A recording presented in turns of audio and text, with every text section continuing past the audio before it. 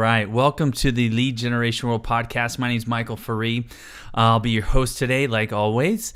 No surprise there. But we do have a new guest joining us today, Gary Walter from Infutor.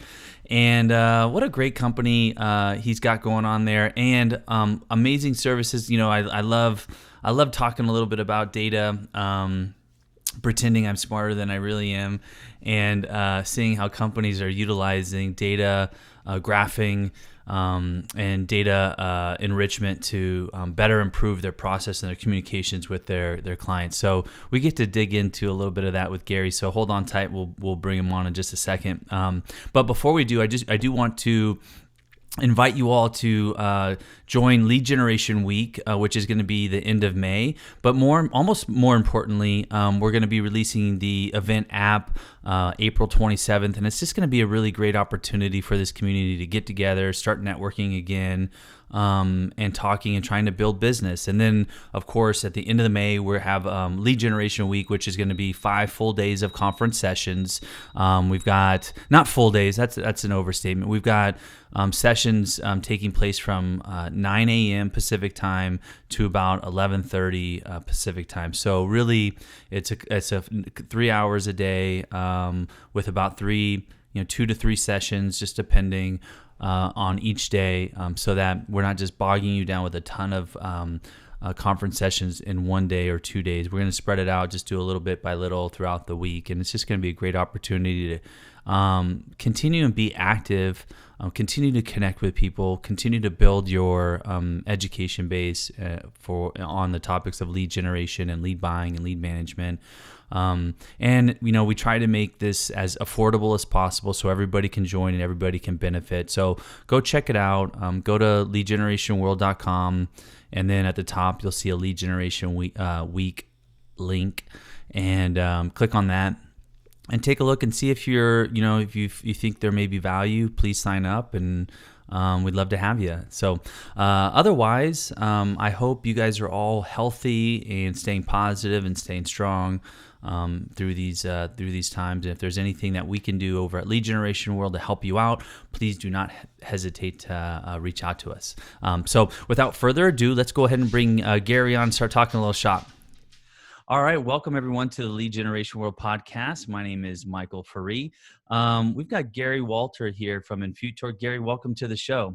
Hey, thanks for having me today. Yeah, thanks for spending some time with me today to talk a little shop. And I was just telling you before I hit record what a great group of folks you have there at Infutor, and it's been a pleasure working with you guys. You guys actually exhibited at our first show, Lead Generation World, and just everyone that was there from your team just represented the company so well, and it's nice to work with folks that from Infutor. So I just want to pass along that compliment to you. But thank you. I really appreciate you saying that for us. We focus a lot on internal culture building and team building, and really just finding the best people to be around us that can carry on with us and advance our mission forward. And we do it with a lot of politics internally, and we have a lot of fun along the way. So really appreciate you saying that. Yeah, good stuff. Well, let's before we dive in, maybe just give us a quick overview for people that don't know what Infutor is, and then we can dive into a whole bunch of other stuff. Yeah, so Infutor, we've been in business since 2003. My dad started the company in 2003 after he had been involved in a couple other businesses and Dun & Bradstreet, and then sold another company to Targus Info, which was then sold to Newstar. And we focus around on consumer data and building one of the most actionable identity graphs in the country around all the U.S. consumers out there. And we focus on identities, attributes, and insights. And so we leverage that identity graph in a lot of different use cases and touch points along the consumer journey to help people better understand their customers and have better personalized people-based marketing activities. And it really requires a lot of data and a lot of intelligence about people and how you can put that into place and make ultimately your customer engagements better. Yeah. I'm really excited to have you on, because I really want to sort of dive into the sort of nitty gritty there, sort of identity resolution and identity graphing and all that sort of things that you mentioned. But before we do that, I'm really kind of curious to know a little bit more about the history of Infutor and your father founding the company. I mean, it almost sounds like you were born into the data data world. Yeah. So I do joke about that, and I say data kind of runs in our bloodstream. And so, Yeah. my dad had been at Dun and Bradstreet in the '70s and '80s, and then in business data in the '90s, and really switched over to that consumer data in 2000 time frame. But data kind of ran. He taught me everything there was. He taught me everything about this business and this industry and what we're doing. And so, really, I had no formal training coming out of college in data or anything like this. General business degree. I was actually a high school auto teacher and then a high school business teacher for 2 years after college. And my dad had started Infutor in 2003, so that was about 2006 or 2007 when I joined. Companies started to get a little bit of traction. We're growing, and he said, "Hey, do you want to take a risk with what we're doing here? We've got, in his eyes, he was like, this is not really a big risk. I've been doing this my whole life, and we're going to have a really good company here. And I think you can learn something and try it. And if it doesn't work, you can always go back to being a teacher or doing something else and figure out what you want to do." And so, I joined in about 2006 and really never turned back from there. Really learned everything I could about data, from running SQL queries into the database, just running general counts, and really getting a firm understanding of every data element involved in our identity graph, where it comes from, how to build it, how to keep it up to date, how to make it actionable, how to combine it with other data elements, and really how to build a Christmas tree of individual information about who people are, what they do, how you get a hold of them, what are the best ways to contact them, and all that type of stuff. And it really, and I've never turned back from there. And so, when my dad was diagnosed with cancer in 2012, it was a very aggressive kidney cancer, and we didn't find out until it was completely stage 4, non-curable cancer at that point. So that's when I really had to step up and take over at that point. So I became CEO in May of 2012, right after my dad died. And we focused on, one, securing the foundation of our business and where we're going. When family businesses um, go through a founder, passing away or leaving the business, or just an abrupt challenge like that, a lot of times families will just sell the business, or they'll just move on, or it'll go into bankruptcy, or who knows what could happen. And so we really rallied internally, and it goes back to your earlier comment about having really great people in the business. I can't say that it was anything that I really did. It was everyone around me that said, "Hey, we've got something good here. We've got a great business. We've got a great marketplace. We've got great data. We've got great products. Let's make hay with this thing, and let's continue to grow it, and let's double it." So I think from 2012 till 2016, we doubled the size of the business. And then we sold the business in 2016 to Norwest Venture Partners. So I took on a majority private equity stake there, and we've doubled the size of the business again. And so we've really just, been heads down, going forward, never letting anything get in our way. Every business has obstacles, every marketplace has obstacles, but we've never let any of those challenges be a roadblock to what we're trying to do. We always try to figure out how to build, grow, create great products, take really good care of our customers out there, and continue to charge forward and make the best Yeah. we can. Yeah. No, well, I'm sorry to hear about your father. I had the same situation. My dad came down with cancer, and it was late stage 4. And, we found out, and then 5 months later it had, taken him. And it's just crazy experience. So I apologize, even though it was 8 years ago, it's still, tough to deal with. But Yeah, when you thank you. look back at, his vision for Infutor, what was it, and how has it maybe evolved or changed to now 2020? So my dad's vision was really about building the best data graph, and really about building the best data files out there across the country. So building a file that could be really building raw materials for a lot of the product builders out there, or a lot of people that brought products to end user marketplaces. So specifically in education, selling to companies that would be building products for education or building products for retail. And our the data is kind of the same. You have some unique variables that you need to have for every end user marketplace that you serve out there, but your base identity information, your names, addresses, phones, emails, mobile ad ideas, the foundation level of identity information is the same regardless of what vertical you serve out there. So we really did a great job of building out that identity layer, building out that foundation layer to be able to accomplish any identity resolution goal that was in the marketplace at that time. But really, as we've expanded, it was, hey, we've got a lot of this rocket fuel. Let's start building some of our own rockets and start going after some of these end user marketplaces and doing a great job of penetrating these. And so as I started building out the management team and building out the core infrastructure of the company and call it the 2005, 2006 timeframe, it was really all around, let's start making some of this data available in real-time platforms, product delivery platforms, high capacity batch processing platforms, audience creation and lead generation platforms, and start making some of these end user applications commercialized and scale them through a sales team to be able to go after a bigger marketplace out there. And we've really been able to do a great job at doing that and really, keeping some of those core principles around customer service and the culture of the company and being a family-based, but even with private equity ownership, focusing on being a family-based business with good culture values where we look out and we support each other internally and build upon each other internally, but also build great products and services and leverage the data in different ways out there, and serve a lot of different markets and use cases has really allowed us to grow pretty Yeah. quickly in the marketplace. Yeah, it's funny because when you think of, family-based business, you think of a restaurant or, some hospitality or something to that effect, not a data, science company per se. So it's what just for layman's terms, just so we get a sort of base understanding of what you guys do, what exactly at its core do you guys do from building a data graph? Is it where do you find it? Where do you get the data? Where do you get the information? How do you put it all together? Just from into layman's terms, what exactly do you guys?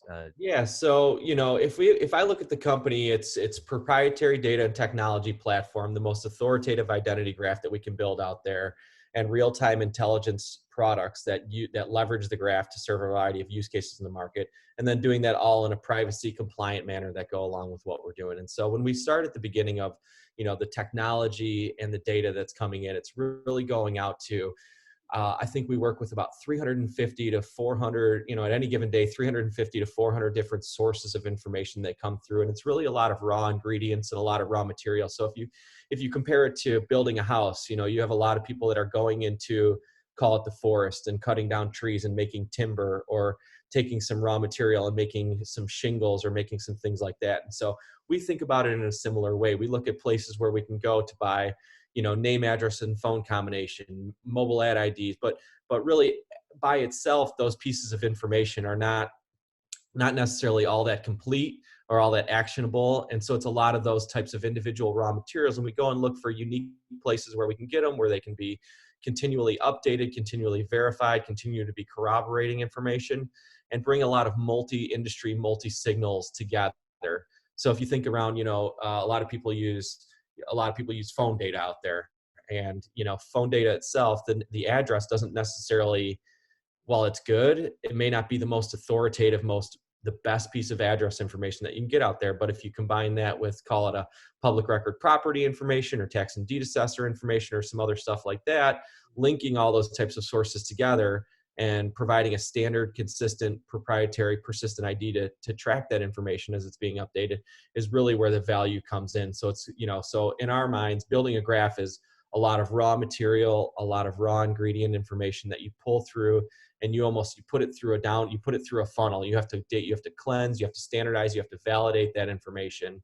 And you have to have a really good, we've built it ourselves. We don't use any off-the-shelf software when we build the stuff, but within Amazon and within our data centers, we build our own transformation and matching and linking engines that go through this stuff to really sift through the data, use this, 30 to 40 years of historical knowledge that started with my dad and started with the other people around us that build the data for us.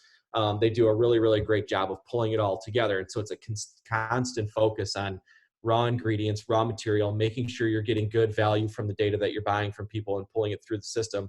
And then also that it can be all linked together and tied to a unique graph, and then tying it with identities, attributes, and actionable intelligence to standardize that information.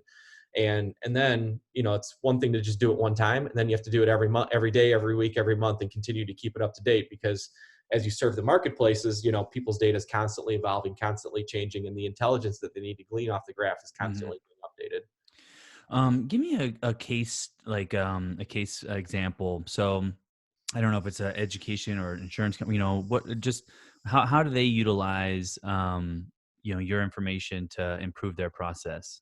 Yeah, so we can talk just generally about let's call it a healthcare lead generation company that's out there. And so, a healthcare lead gen company is going to have a variety of needs for specific data out there.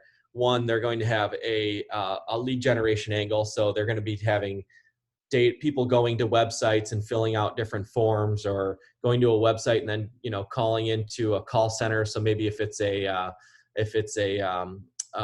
hearing aid or hearing assistant or glasses or whatever it might be out there, there's a lot of activity, a lot of anonymous or unknown people coming to a website and filling out a form with either complete, fractional or partial information. And so what I'm not saying is to take an unidentified user. It's someone who's actually going to a site and putting in a name, or maybe misspelling a name and putting a phone number in and hitting submit onto a form or something like that. So it's a lot of unknown or anonymous users coming to a form and hitting submit, the actual lead gen side of what they're trying to do. And once that person enters some information onto a form and hits submit, that data has to go somewhere. And it might be usable and it might not be usable at that point. And so that's one of the products that we like to do around lead generation is form completion, identity completion, as well as identity verification on the inbound engagement of an individual. And so, let's say we have a Gary, a website for a hearing aid, and I have Gary go in and I have a phone number, 312-123-456-789, whatever the number is, comes in. And that's the only information I use. And so what we like to do at that point is verify, does that combination of data go together? So does Gary own that phone number? Yes or no? And give me a score of 1 through 100 of how likely Gary is to own that phone number. But then also give me some other information so that I can better sell. So as that gets passed into a call center or an agent or whoever the next person is to touch that information that actually has to interact with Gary, what do they need to know? Do they need to know that household income is $20,000 or $150,000? And does that impact what product or what service they're going to offer and sell to an individual out there? And so while you're not trying to disqualify anyone from a product or service, what you're really trying to do is narrow in and target and give the best consumer engagement that you can, so you can give the best products and services to people out there. So that's one area, is taking that, one area of what we do is taking that fractional identifier and completing, correcting, and verifying that information. And then as you move over the next layer, we call it the optimization layer of the identity. And so, maybe you have this sort of hearing aid company or whatever company it might be that's generated these leads, and they've got all this stuff. Now this data has gone into a silo internally, and it's either become yes, a customer, or no, a customer. And so really, it's the same type of process, the same type of service, but you're going to do it in more of a batch processing mode, where you want to keep all those yes, no customers up to date so you can continue to keep in contact with them, but also keep those no customers up to date as well, because they're probably going to be leads again. They can probably be rewarmed up, and they're probably going to want to engage with you either in a couple years when they maybe bought another product or service that they want to now switch over and get something else. And then the last aspect is to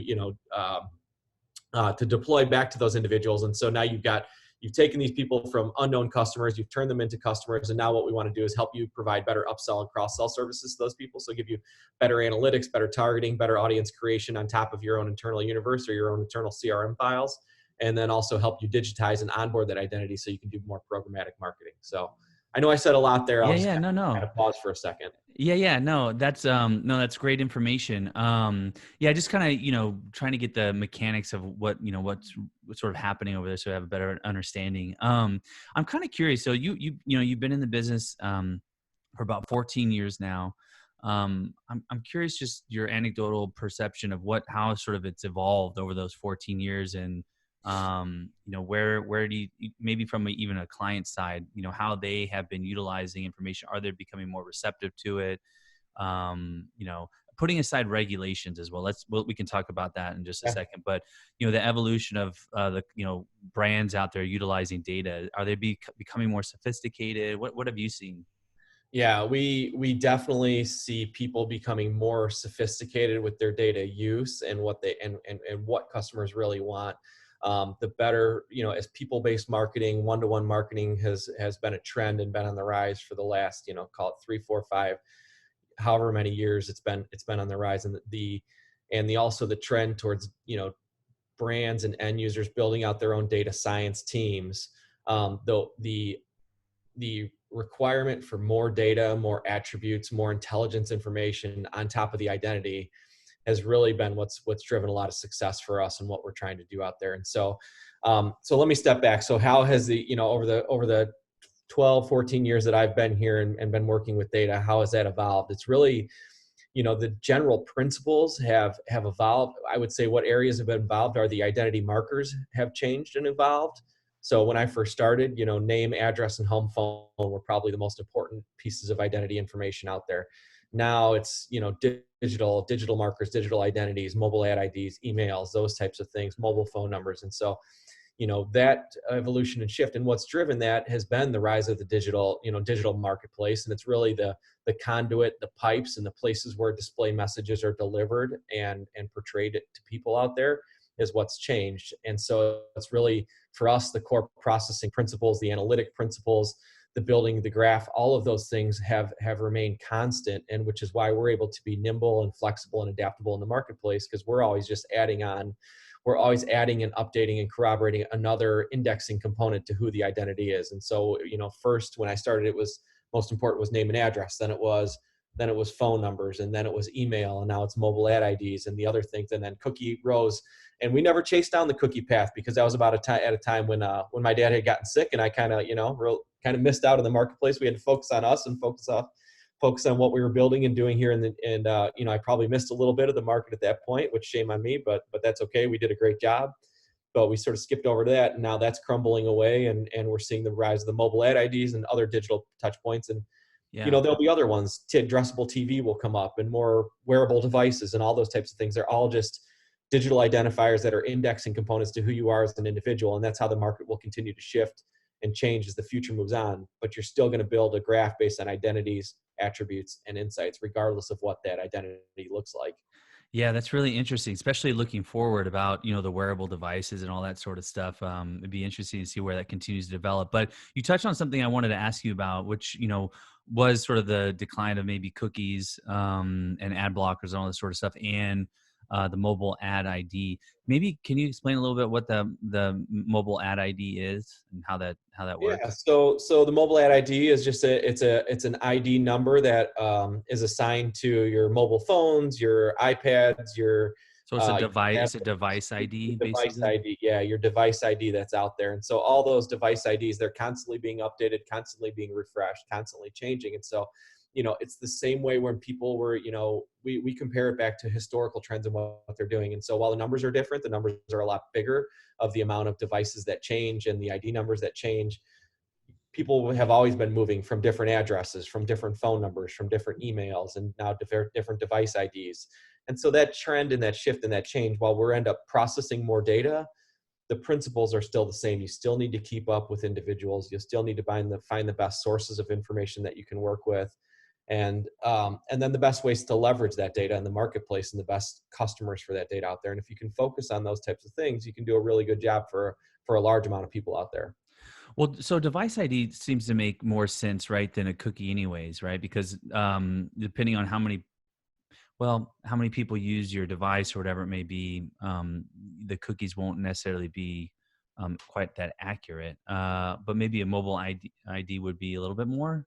We believe it's more static and more Yeah. accurate to people that are out there. But again, it's we don't think around, we think around how to best leverage the data. So there's a lot of good data and there's a lot of bad data out there. And so once you even take it up beyond just the digital identifier, from all identifier components, it's how do you best keep it up to date? How do you weed out the bad? How do you focus on the good? And then how do you even take the bad data and make it actionable? And you use it more in fraud and risk use cases and those types of things versus marketing use cases, and help identify fraudulent transactions that are coming through because that person doesn't necessarily own that cookie or that device ID or that phone number or whatever it is, and wherever that inbound transaction is coming from, and how to best weed it out of the garden, protect against fraud, and protect the best consumer individuals. So we really look at data from a marketing use case as well as a fraud and risk use case out there. And so, I believe all data is good for one of those two use cases. It's just how do you best apply it back to the universes, and how do you best apply it to the use cases that you're solving for. Yeah. Yeah, it's really interesting. So one of the probably challenges that you guys always have to sort of evaluate and face and are worried about and concerned about and how to navigate it are obviously regulations, which we touched on. and that's always an evolving thing that you guys have to negotiate. More recently, at least in the UK and Europe, is GDPR. Maybe more recently here is CCPA, the California, what is it, privacy, whatever. California, Act. yep. Yes, California, yeah, yep. and both are, yeah, there's some overlap there, but how does that sort of play? How do those sort of regulations play a part in identity resolution and data graphing? Yeah, I think, from an identity resolution and a data graphing standpoint, as well as just a company standpoint, we put privacy first, and protecting the consumer identities, giving people access to their information, giving them the availability to delete and purge their information out there, is incredibly important for us. I mean, the laws are going to be there. There's always going to be new privacy laws. There's always going to be changes in different laws, whether regardless of what industry you're in. There's always going to be something that you just have to work with. You have to work with the laws. You have to understand them. You have to apply them to your business, and just do the right thing for people. And if you don't want to do that, then you shouldn't be in business. You shouldn't be around. And ultimately, people who cheat the laws and cheat those types of things are going to get caught, and they're going to catch a class action lawsuit, and it's going to be very difficult to defend against. So, we've always done a very good job of putting compliance and privacy first. So, going back to early years, working with GLBA and FCRA, working with the DPPA and the Driver's Privacy Protection Act out there, working within TCPA compliance laws that have been kind of on the rise 2, 3, 4, 5 years ago, and around the telemarketing acts, and now consumer compliance, California Consumer Privacy Act, and there'll ultimately probably be some sort of overarching federal legislation that comes along with it. So just stay in front of them, keep aware of them, have a privacy officer internal, work with some external attorneys to get sign-offs and audits, and do the best thing you can, and ultimately give people access to their information and allow them to purge and delete their information. If somebody doesn't want to work with you, and they don't want to have they don't want you to have their information, trying to work around that, trying to fight against that is not in our best interest, and it's probably not in anyone's best interest to make that happen. So I'm curious, how far down the funnel does that go? So, obviously, from my point of view, if a consumer comes and wants to opt out, well, they get opted out, and they can, no longer be contacted. Okay, there's that one level, and then now with CCPA, they can gain access, I think, to all the things that have happened to their data, is my understanding. um how, when they're opting out, a lot of the information that you guys have is, I think, relatively public. I mean, obviously you guys put a lot of juice to it by what you do with the data and how mhm. you make it available, but like you mentioned, real estate, title data. I mean, that's public information that can be utilized, I would imagine, however, without an opt-in. So I guess my question is maybe help me make some sense of how this, a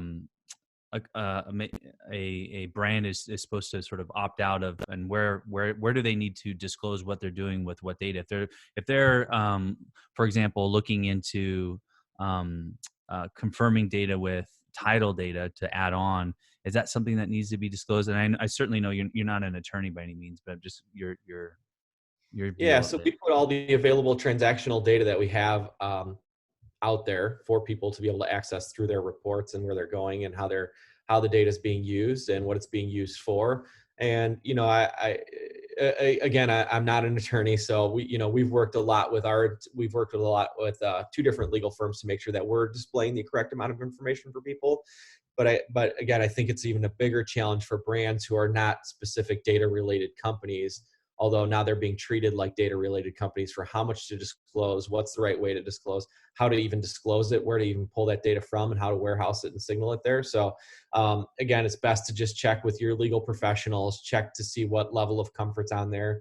It's a big law, and it's written to be interpreted by probably 2 or 3 or 4 different ways out there, which I think is also very challenging for brands and for companies to go with. I think you just have to have a firm opinion of what you think the right thing to do is, what the best right way to interpret that law is. Make sure you get legal sign off on that verify and validate what your opinions are and how you're going to comply with this, and just do the right thing for consumers. If someone, says, hey, you didn't display this exact transaction the way that you want to, well, then work with them to get that information to them so they have a good understanding. That's why the law has the time periods that are built in there. So I think it's just, best to work with individuals, be transparent with people with what you're doing there.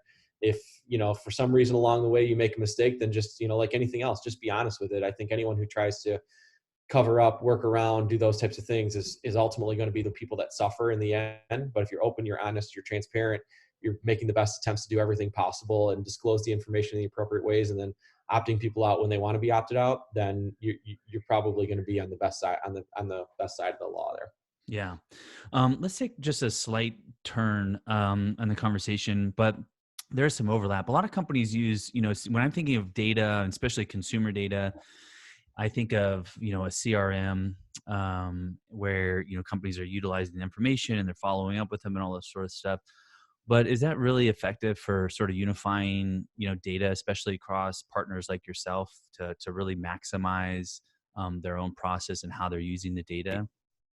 So having if I answer it in a different way, having a single unique identifier that links all of your data silos, all of your platforms, all of those things internally, we believe is the best way to leverage consumer data within, and leverage any data within your internal walls and your internal system. So I'll take it above, one step above CRM. CRM is a silo. So, on our research and when we do addressable markets research and when we're building products and we try to look at, where are the best ways to build products and how do you serve them out there, we see that 42% of marketers view their technology as fragmented, and companies are investing in up to 16 different silos of information and where they store, where they process, and how they house that information, from CRM to CDP, master data management warehouses, maybe one CRM for direct involvement with direct transactions with consumers, and another CRM that has, third party dumps of data from, not direct consumers coming in or channel partners or something like that. All of those things all need to be linked together to create the best comprehensive profile and view of a consumer and what their transactional behavior is and how they interact with a brand. So, really, yes, using a service like ours, like other people's out there that have a single unique identifier that can take any fractional piece of that data, resolve that to a single identity. So whether it be an anonymous, whether it be a transaction coming in from a phone that is just a straight donation or a purchase, or you only have an email, or you have a phone number, somebody that's calling in to call it a radio telethon or a radiothon or something like that, and making a donation, and all you get back from that radio station is a phone number and a donation amount. Taking all of that information so you can see how people buy from you, where the trends are, what they're buying, what messages are resonating, what's not resonating, merging that in with merging all that direct first party data with second party data with third party data, and however many parties of data that you want to pull together to get a good comprehensive view. But it's going to resolve it down to a single identity layer, have your own internal sort of demographic information is the way that I describe it, the own internal purchasing information, and then combining that with third-party demographic as well as life stage variables is ultimately how you're going to produce the best segmentation tools and the best internal analytics and the best comprehensive understanding of who a person is within the internal environments. And then ultimately the best way to reach back out to them. Maybe your best customers are the ones who are buying through channels and they don't want to interact with you directly. Maybe they're just donating through a store or through a radiothon or through some sort of other campaign, and maybe you shouldn't be mailing those people, or maybe you shouldn't be targeting those people online. Maybe they just have an affinity to your brand and they only want to do it in an unknown way, and you shouldn't be reaching out directly to those people. So it's ultimately good to understand who you are, who your best customers are, and the best ways to engage with them, but also who your best customers are that maybe don't want you to engage with them, and they maybe just want to support you in an anonymous way. And you've really got to respect those people. And that goes back to privacy, trust, the level of understanding that you build with consumers, that you build with your customers. And the only way to do that at scale is through data. Yeah. Do you think, obviously, I think data and privacy continues to come together, but when you think of data and sometimes privacy, it doesn't always converge together. Do you find that it's starting to really sort of come together where data scientists and privacy folks are going to merge together and be cohesive in this? I think so. I think everything is going to have to move to if companies are not privacy focused first, they're going to be very quickly. I think we can all see with the COVID-19 transition here, it's going to even be more so where, people are not running out to stores as much as they did, 3 weeks ago, quite honestly. I mean, the world has fundamentally shifted underneath our feet here. So, people are not doing that. I need to just go buy one thing from the grocery store, so I'm going to run and go do that right now. I think people are being more focused on what they're buying, who they're buying it from, and doing probably as much as they can from a e-commerce point of view or from an online point of view, and having things delivered. So as we've seen, grocery stores shift to direct to home delivery. Even every sporting goods or electronics or every retail store that's out there, people are not going into the stores, they're ordering them online and maybe picking up at the store or having it delivered at that standpoint. This digital identity environment is going to be, it's going to have a huge dynamic change in the next month that's going to reinvent the way that people interact with brands and they interact with each other in the marketplace. And so, with that shift and change, privacy needs to be there first. Need for identity resolution and identity verification needs to move to the forefront of what brands and customers are doing out there, because while there's this shift and change, there's also going to be a shift and change and a rise in fraudulent activity at the same time. Fraudsters are always going to take advantages of big shifts in marketplaces like this. Yeah, that's a really good point. I'm kind of curious, since we're talking a little bit about the coronavirus and everything that's happening right now. I'm always kind of curious to get people's point of view of what they're seeing out there in the marketplace, and from your point of view, and with different clients that you see with regards to traffic or lead volume, all this sort of stuff. What kind of observations have you sort of seen in the last couple weeks, and how do you think it's going to sort of shape out or settle or get worse or improve in the next 2 or 3 weeks as well? I think you probably will see a continued just drop in the marketplace for the next 30 days, just while people provide what is the new norm and what is the new stability out there. I think coming out of that, like I was just saying, I think you'll see the amount of online engagements continue to rise and continue to grow. If you think about the marketplace, like the education marketplace, and whether it be for profit or regular old school districts that are provided by the government, that whole process has just shifted and changed in a very, very quick time frame. Who would have thought that? I have a special needs kindergarten son here that he's upstairs right now doing everything online. And a week ago, 2 weeks ago, that we would never even have thought about that. So and then that's going to ultimately shift forward. All universities have moved to online. So this, acceptance of online learning, as I know it's been a trend and a shift over the last, 5, 6, 7 years. I mean, it has really majorly taken a right turn in how accepted that is, how accredited it will be across all universities out in the marketplace, and what kind of opportunities will open up from that. So, again, it resolves back to identity resolution, coming in, knowing who your users are online. But if you think around as everyone does all their classwork online, how do you prevent against fraud? How do you prevent against, somebody else taking the class for you? How do you, get around where people are going to, come up with ways to skip around Zoom classes and other types of things out there, and other things. So, there's going to be a need for data. It's going to go back to, again, who are your customers? Who are your people? Who are your students? Who are your donors? How do you know them? What do you know about them? What do you know that's good? What do you know that's bad? And how do you work around all that stuff as you continue to move forward? Yeah. You think there's so with so much more people online and getting, utilizing digital for some of their daily needs now, you think there'd be a lot of opportunity for companies, especially in the digital space, to capture those impressions and those visits to the websites, whatever, to turn them into potential sales customers. Obviously, there's an economic challenge. There are people not getting paid, and all that sort of stuff is a whole other issue. But there seems like there may be some opportunity, which actually leads me to a question for you regarding the balance of offline and online data and purchase data. I don't know how much you guys get into the actual purchase data into your graph. But I am interested in that, because I think it was maybe 4 or 5 years ago, I was talking with somebody, and they were talking about how they were bringing offline purchase data into the online space? I think there's always going to be a continued merge between online and offline behavior data that comes together and really ties out what a graph looks like and how to make it best actionable and best intelligence. If you look at graphs that are just built on online behavior, mobile tracking, it really doesn't tell the complete story. So many people search for such different things online, and if you try to break a person who they are, if you think about it in a pie, there's three pieces to that pie. There's your home life, there's your work life, and then there's your online digital life.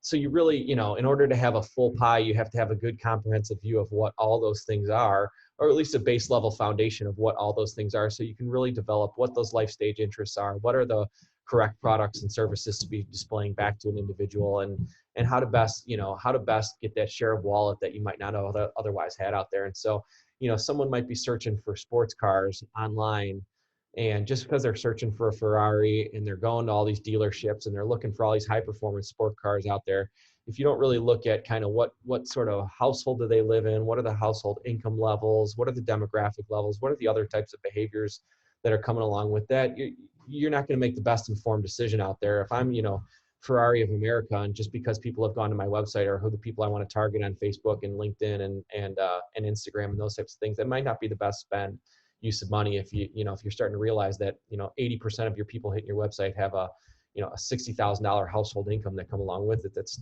probably not the best spend of money out there.